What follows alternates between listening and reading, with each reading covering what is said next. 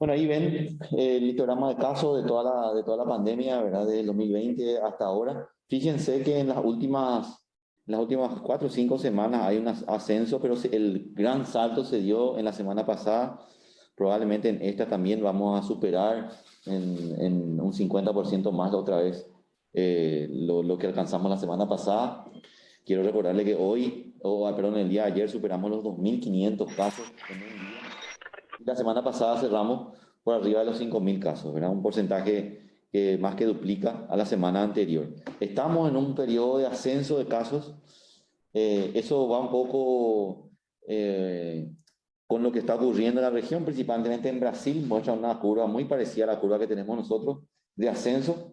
Hoy en la reunión de Mercosur estuvimos viendo también, analizando los demás países, tanto Argentina como Uruguay están ya en descenso de su curva, ¿verdad? Lo cual nos muestra un poco el escenario futuro nuestro, ¿verdad? Quizás nosotros estaríamos en las próximas semanas todavía con aumentos considerables, pero como dijimos al principio, la envergadura de esta ola probablemente no alcance el tamaño de ninguna de las olas anteriores, ¿verdad? En líneas generales, fíjense cómo ese ascenso de las últimas semanas va acompañado de un número de mortalidad o de casos graves muy inferior a lo que se vio en olas anteriores, o por lo menos proporcionalmente para su tamaño, muy, muy inferior. Fíjense en espejo, en esa figura, en la parte inferior de esa figura, se ven los fallecidos, como una imagen en espejo, y el tamaño de los casos fallecidos para cada ola, desde la implementación de las vacunas, es considerablemente menor. Fíjense la ola de Omicron, que es puntiaguda, de enero, febrero de este año, con muchísimos más casos por semana que las olas anteriores, pero el tamaño de los fallecidos es muy inferior. Y lo que estamos viendo ahora es un ascenso considerable, pero con un número de fallecidos en términos relativos mucho más pequeño, ¿sí? A la mano derecha se puede observar el ascenso del número de casos de las últimas 8 semanas, ¿verdad? Viendo y teniendo un poco la historia similar de los países vecinos, probablemente vamos a tener algunas semanas con estos números altos, pero creemos nosotros que el tamaño de esta ola no va a ser ni por si acaso la mitad de la ola anterior. Pero bueno, ¿dónde está el epicentro de esta ola?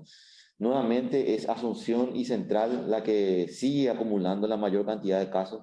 Aquí está el epicentro de la pandemia en este momento, y de aquí también se disemina para el resto del país. Fíjense cómo en Asunción más del 120% de aumento, y en Central mucho, casi 2 veces, 3 veces más casi el aumento del número de casos.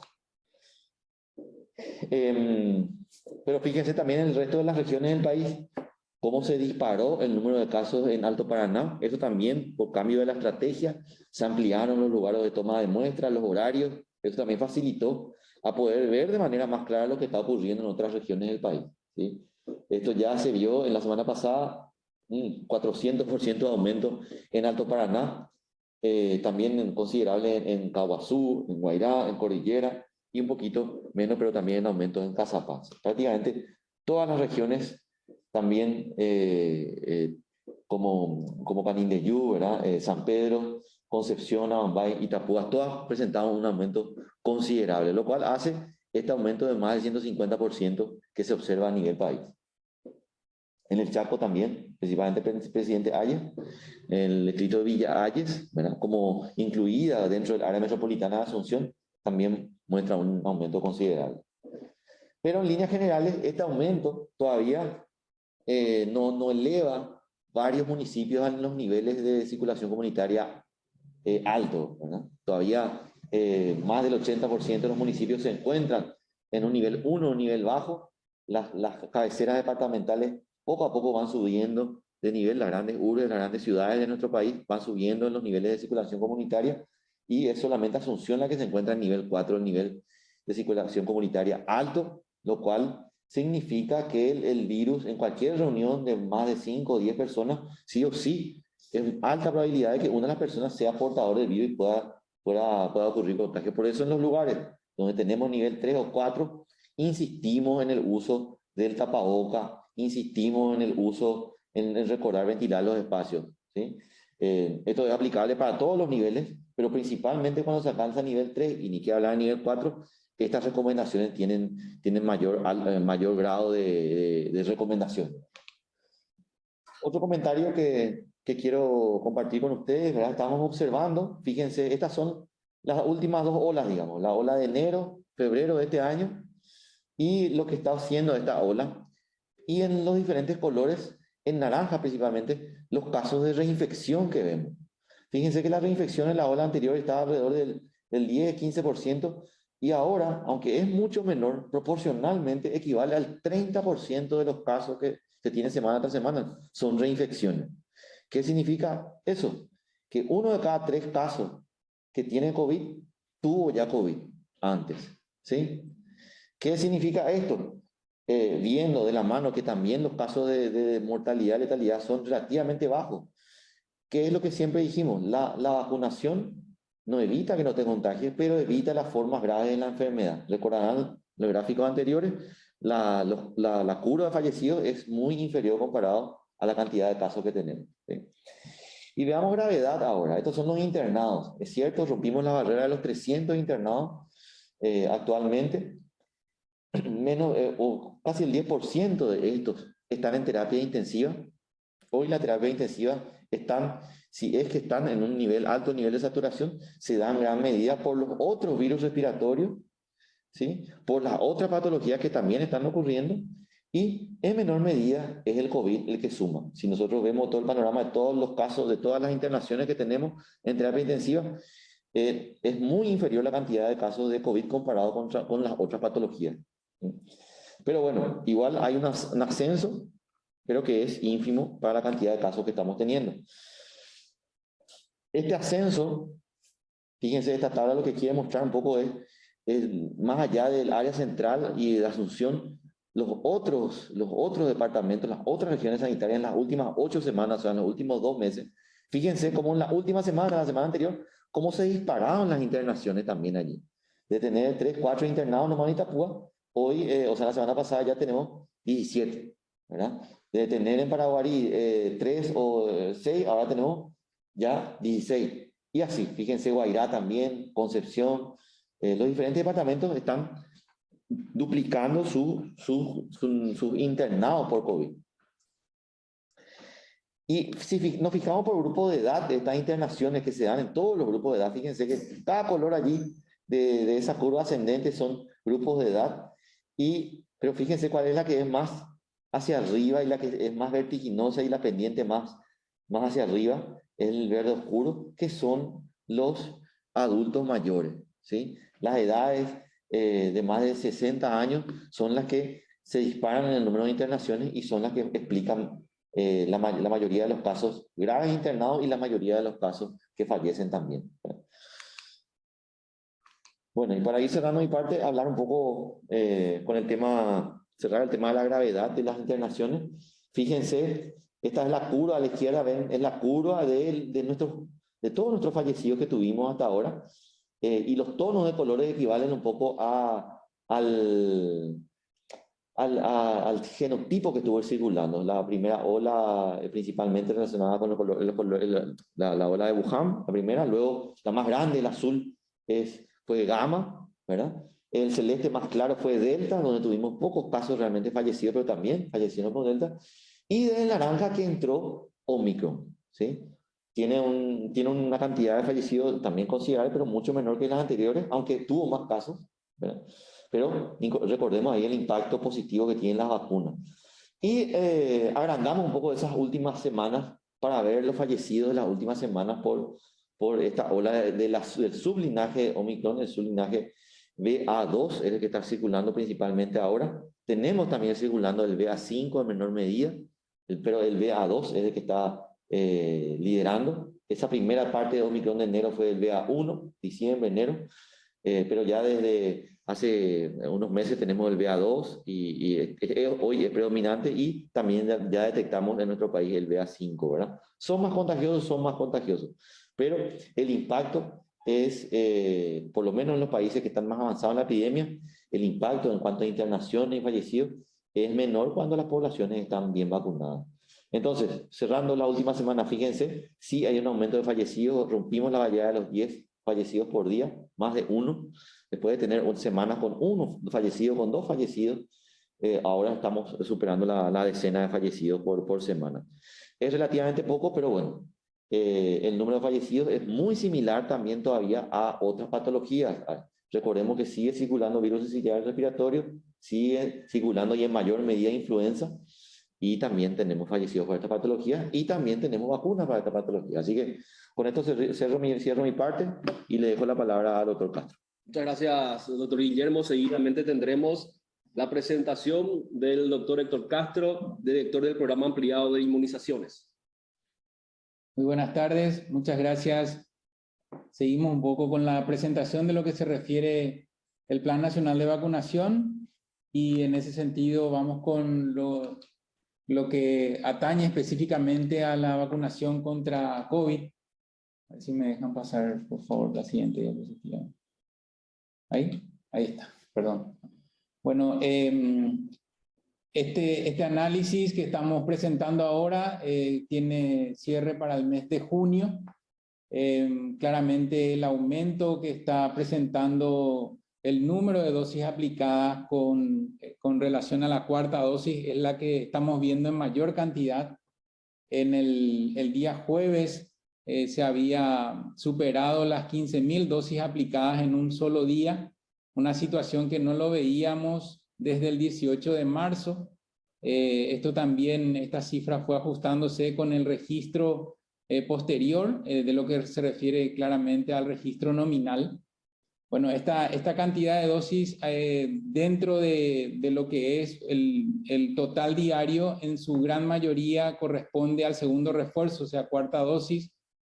Le sigue en cantidad diaria aplicada la tercera dosis y finalmente después la segunda y la primera. En la línea de tiempo de lo que se refiere a nuestro Plan Nacional de Vacunación contra COVID, volvemos a recalcar dos puntos importantes. Una de ellas, la tasa de abandono entre la primera y la segunda dosis, que está alrededor del 11%. Es cierto que en la última semana se han recuperado con el afán de completar, y lo hicieron. Casi 11.000 personas han completado su segunda dosis. Esto responde a una estrategia combinada de lo que es intensificación de vacunación en las unidades de salud de la familia y también en lo que se refiere a la estrategia Me Vacuno en mi aula. Vemos con la tercera dosis una tasa de abandono que disminuyó también. Estábamos en una cifra mayor, ahora incluso fíjense, se ha recuperado o han completado 21.300 personas ya la tercera dosis en esta semana nada más, con lo cual realmente esta semana ha sido una de las semanas de mayor administración de dosis de vacunas contra COVID, desde, como les decía al principio, desde incluso el 18 de marzo a la fecha. Y si analizamos lo que se refiere a la tasa de deserción, sobre todo en el grupo de los niños en edad escolar, donde habíamos visto que muchos de ellos iniciaron, pero la gran mayoría no habían completado la segunda dosis, esto se redujo a un 34%. Quiere decir que prácticamente 3 de 10 niños nada más no están completando la segunda dosis. Esto habla también de un éxito en lo que se refiere a la estrategia Me Vacuno en mi aula. Y lo que ven ustedes a la derecha, de la tasa de deserción del primer refuerzo, o sea, de lo que se refiere a la tercera dosis, ahí vemos en colores como en las personas por debajo de 40 años, es el mayor grupo de personas que no están completando la tercera dosis. En tiempos, como bien había relatado Guillermo, de lo que se refiere al impacto de las vacunas y al ingreso de nuevas variantes, esto es muy importante, sobre todo en las personas que tienen enfermedades crónicas, alguna comorbilidad, o así también una alta exposición, o conviven con personas que padecen este tipo de situaciones que se traducen en vulnerabilidad. Y ahí vemos que los adultos jóvenes de 40 a 64 años, hay un 49% de deserción, y vemos también que en los de 65 a 79 años, un 35% que no está completando aún la tercera dosis, y finalmente por encima de esa edad ya el rango es menor. Lo que claramente esto nos lleva a pensar en que la vacunación en terceras dosis se está completando con mayor adherencia en los mayores de 40 años. Y esto se ve también en esta discriminación que solemos hacer semanalmente, nada más para que nos fijemos por encima de 50 años, prácticamente el promedio es 75% de las personas ya tienen 2 dosis. Recordemos nuestra meta estaba por encima de 70% con 2 dosis. Nosotros eso hemos superado ya en la población mayor de 50 años. Sin embargo, en los adolescentes, vean ustedes lo que se refiere a la cobertura de vacunación, nos referimos de 12 a 17 años, 37% nada más tienen un esquema primario completo, o sea, las 2 dosis. Los niños en un 17% de la población total. Y eso refuerza lo que habíamos mencionado, la preocupación de que las personas menores de 40 años no están completando su tercera dosis, sumamente importante. Entonces, a partir de ahora, con algunas actividades que van a priorizarse en concurrencia, sobre todo en este tipo de edad, vamos también a ir acompañando con la disponibilidad y oferta de estas vacunas para que puedan completar sus dosis, ¿verdad? Sus esquemas. Nada más para completar y graficar ese concepto, fíjense ahí a partir de 60 años, como les decía, ya el 70-75% tiene un esquema completo. Y lo que está sombreado de verde se ve también cómo va aumentando a medida que aumenta la edad, y nos referimos al cumplimiento de la tercera dosis.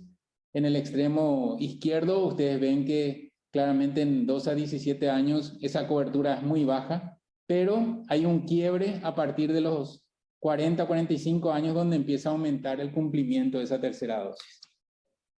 Y en cuanto a regiones, tenemos regiones que han consolidado sus esquemas, por lo tanto ahí han aumentado su cobertura, como Alto Paraná, que si bien está todavía por debajo del 50%, lo ha mejorado, así como también Amambay, que está cercano ya al 50%, y Concepción, que ha superado ese 50%. Estos son datos del registro electrónico. Muchas veces hay una brecha en la carga, o sea, hay cantidad no consolidada aún en el registro electrónico que los compañeros van cargando, y por lo tanto también se van actualizando los datos. La campaña de vacunación contra sarampión, rubéola y poliomielitis, una situación que también, como refería Guillermo anteriormente, hoy se expuso en la reunión de ministros y representantes del Mercosur y Estados asociados. Es una situación que nos preocupa a nivel regional, sobre todo por la baja cobertura que tenemos. Imagínense lo contagioso que es esta enfermedad, me refiero al sarampión, el daño que puede ocasionar, y que esto es absolutamente prevenible por vacunas. Por eso el interés nuestro y de toda la región en consolidar la campaña de vacunación. Brasil está en plena campaña, Argentina va a empezar en breve, Uruguay también está en plena campaña, y nuestro país. Por lo tanto, esta coincidencia no es un dato menor, es una preocupación alta, y al tener casos confirmados en la región, obviamente nosotros tenemos que consolidar y mejorar nuestra cobertura. Y si hablamos de esto, fíjense, el 45% de la población objetivo tiene ahora la dosis adicional contra sarampión rubéola, y el 47% tiene la dosis adicional contra la poliomielitis. Es muy importante no olvidar que nuestra meta es superar incluso el 95% en al menos 80% de los distritos en todo el país. Y la población objetivo es de 1 a 6 años contra sarampión y de 6 meses a 4 años contra la poliomielitis. Este gráfico es muy importante, sobre todo si vemos nosotros las regiones que tienen una cobertura por debajo del 50%, nada más detenernos a mirar los últimos, que son las regiones más densamente pobladas, los departamentos, incluso que tienen situación geográfica estratégica y muy importante. Por eso también se hablaron de estrategias de vacunación en fronteras conjuntamente con los países de la región. Central tiene 38% nada más de cobertura en esta campaña. Alto Paraná tiene 45%, San Pedro tiene 37%, Capital tiene 45%, fíjense, Itapúa tiene 47%. Esto al compartir con los colegas y las autoridades del Mercosur, del Ministerio de Salud del Mercosur, claramente hace más más necesario y urgente instalar esta estrategia de vacunación en las fronteras. Al principio, esta campaña tuvo mucho entusiasmo con un aumento de cantidad de dosis aplicadas en una interesante tendencia en alza. Sin embargo, después esto se fue aplanando, pero miren en las últimas semanas cómo nuevamente está teniendo un curso en ascenso. Eso tiene que ver y mucho con la estrategia intensificada con las unidades de salud de la familia y así también con la estrategia Me Vacuno en mi aula, que si bien no son niños en edad escolar, estos niños acompañan a las familias, al hermanito, al hijo, y eso hace que también reciban estas vacunas tan importantes. De la campaña de invierno 2022 nos referimos a lo que es influenza. Estamos con un registro nominal que está cercano a 1.300.000 dosis. En lo que nos referimos al stock, estamos incluso alcanzando 1.600.000 dosis aplicadas en un tiempo que ya se está completando los 3 meses. Y con este porcentaje en cuanto a proporción de administración, hay aproximadamente un 70% de estas dosis administradas en adultos y un 30% administrado en niños. Y si nosotros vemos cuál fue el comportamiento de la cantidad de dosis aplicadas en esta campaña de vacunación invierno 2022 y sobre todo influenza, vean el entusiasmo que había al principio. Iniciamos la campaña el 4 de abril y en esa oportunidad, fíjense la cantidad de dosis aplicadas en esas semanas, incluso llegando a superando 245.000. Posteriormente hay una declinación, eso corresponde a Semana Santa, donde hubo una menor adherencia, incluso con vacunatorios habilitados en todas las regiones. Luego, en lo que se refiere en las últimas semanas, nos pareció importante a través de ustedes destacar esta alianza con Atención Primaria de la Salud y así también con la alianza de Me Vacuno en mi aula, donde nuevamente empezó a aumentar el número de dosis aplicadas y más allá de que muchos de ellos, me refiero a la vacuna contra influenza, debe estar aumentando en grupos vulnerables, la cantidad de dosis fue aumentando con estas dos estrategias. La línea de tendencia es hacia abajo, sin embargo, en esta última semana veremos si se mantiene o supera lo que fue la semana anterior. Siempre la campaña contra influenza debe ser anticipada, creo que este año lo pudimos hacer iniciando el 4 de abril.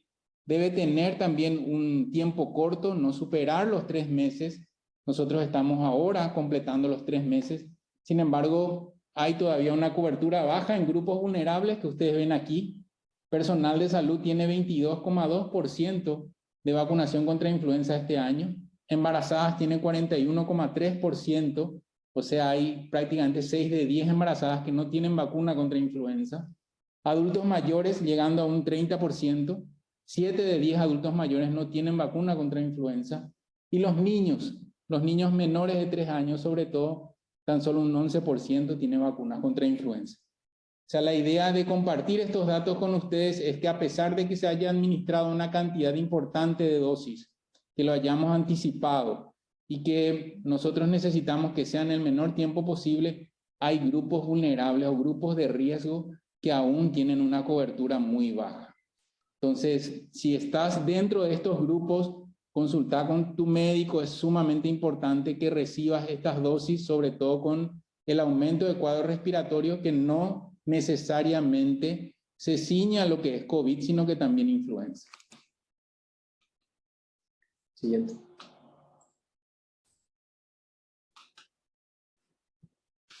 Bueno, hablando un poco de lo que es el histórico de la vacunación contra influenza en la población de 60 años y más, de los últimos 5 años, nosotros estamos teniendo desde aquel tiempo del 2020, el confinamiento donde hubo una gran cantidad de adultos mayores vacunados, estamos por debajo aún de esa cifra, teniendo la disponibilidad necesaria, y esto sobre todo también estableciendo que la vacunación tiene que siempre anticipar el aumento de los contagios, estar antes ya vacunados para que en el momento que exista un incremento de contagios, nosotros ya tengamos la protección para evitar internación, formas graves y muertes.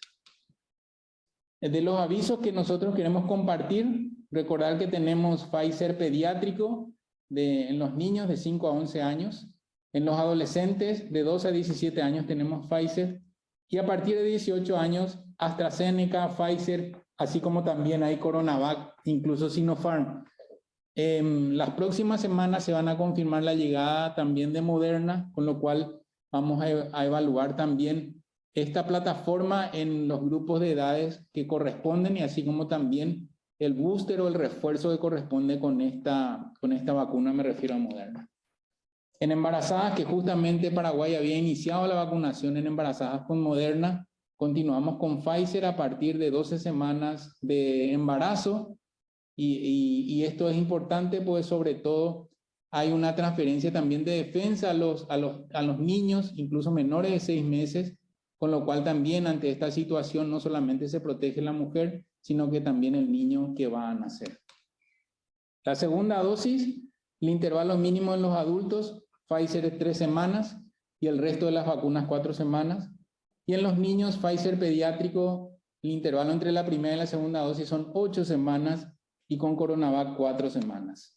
La tercera dosis, el intervalo entre la segunda y la tercera dosis, o sea, el primer refuerzo, es de 4 meses y tenemos plataformas disponibles como Pfizer y AstraZeneca.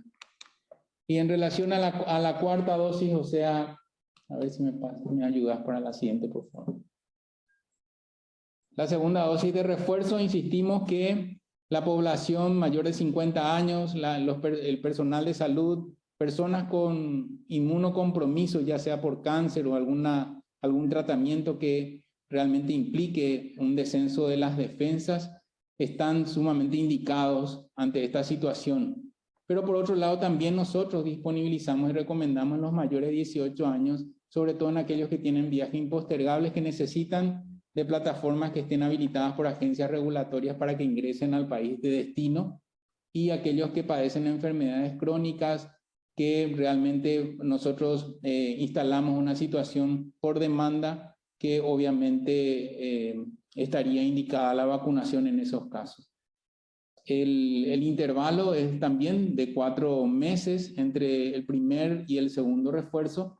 Están disponibles en las plataformas, en este momento la de Pfizer, y en las próximas semanas Pfizer, AstraZeneca, y en las próximas semanas también tendremos Moderna. Muchísimas gracias. Muchas gracias, doctor Castro. Seguidamente iniciamos la ronda de consultas. La primera, doctor Guillermo, ¿esta ola de Omicron incluye la misma facilidad de transmisión en los casos positivos?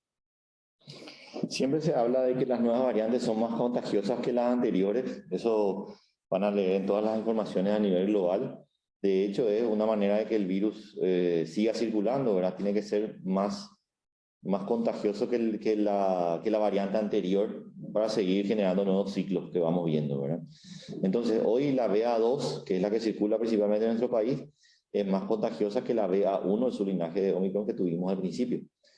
Y poco a poco también le va superando el BA5, ¿verdad? O sea, cada sublinaje que aparece es más contagioso que el anterior.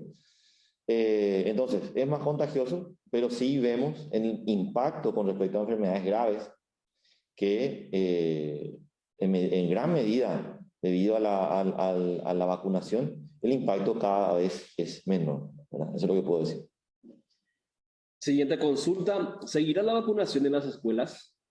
Sí, efectivamente vamos a seguir. De hecho, que estamos trabajando con todas las regiones y con los supervisores del Ministerio de Educación. La idea es continuar. Claramente el impacto fue muy positivo. Hay un aumento de dosis aplicadas, no solamente a lo que corresponde a las campañas, sino que también del programa regular, como VPH, vacuna contra el virus del papiloma humano, así como también las vacunas como TDPA, que es una vacuna que aplicamos en adolescentes, y estas vacunas también han aumentado el número de aplicaciones, así que vamos a continuar por estas razones. ¿Ya se tiene fecha de llegada de vacunas contra el neumococo? No tenemos aún la fecha de llegada. Justamente hoy también participamos en una reunión con el ministro en relación a lo que se refiere el trámite administrativo necesario para que esto pueda confirmarnos la fecha. Pero estimamos que ya va a ser en breve. Es cierto, es de urgencia, es cierto que hace un buen tiempo que no estamos disponiéndolo en un tiempo de aumento de casos respiratorios. Entendemos la urgencia y así también se están acelerando los trámites.